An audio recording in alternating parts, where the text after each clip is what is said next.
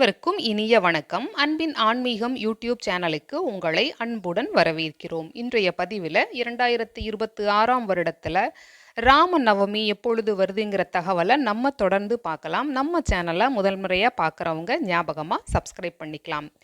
இப்போ ராம நவமி நவமி திதியை பற்றி ஒரு விளக்கம் நம்ம தெரிஞ்சுக்கலாம். பொதுவாக ஒரு மாதத்திற்கு 2 பட்சங்கள் அப்படின்னு சொல்லுவாங்க. ஒரு பட்சம் அப்படின்னா 15 திதிகளை கொண்டது ஒரு பட்சம்னு சொல்லுவாங்க. இது எல்லாருக்கும் தெரிஞ்ச விஷயம்தான். இந்த திதிகள் எல்லாமே என்ன பண்ணுச்சா, ஒவ்வொரு திதியும் அந்த திதிக்குண்டான தேவதையும் ரொம்ப சந்தோஷமாக இருந்துட்டு இருந்துதான். ஏன்னா நாங்கள்லாம் கடவுளுக்கு உகந்த திதிகளாக போற்றப்படுறோம். அதனால் ரொம்ப சந்தோஷமாக இருந்தாங்க. ஏன்னா இன்னின்ன காரியங்களுக்கு இன்னின்ன திதிகள் உரியவை அப்படிங்கிற சிறப்போடு தான் மக்கள் எல்லா சுபகாரியங்களுக்கும் பயன்படுத்திகிட்டு இருக்காங்க.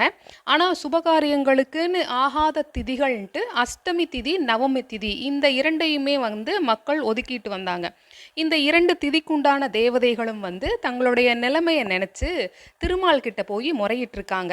அதுக்கு பகவான் சொல்லியிருக்காரு, கவலைப்படாதீங்க, உங்கள் 2 பேர்த்தையும் அஷ்டமியையும் நவமியையும் மக்கள் கொண்டாடுமாறு நான் பண்ணுறேன் அப்படின்னு சமாதானம் சொல்லி அனுப்பிச்சிருக்காரு. அதனால தான் ராம அவதாரத்தின நவமி திதியிலையும் கிருஷ்ண அவதாரத்தின அஷ்டமி திதியிலையும் பகவான் நிகழ்த்தி காட்டியிருக்காரு. 2026ஆம் வருடத்தில் மார்ச் மாதம் 27ஆம் தேதி பங்குனி மாதம் 13ஆம் தேதி வெள்ளிக்கிழமையன்று ஸ்ரீராமநவமி. மீண்டும் ஒருமுறை மார்ச் மாதம் 27 பங்குனி மாதம் 13ஆம் தேதி வெள்ளிக்கிழமையன்று ராமநவமி.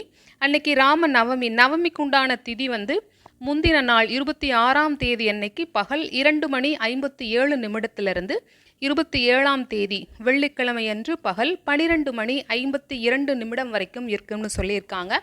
இந்த ராம நவமியை பயன்படுத்தி ராமபிரானை வணங்கி அவரது அருளை பெறுவோம்.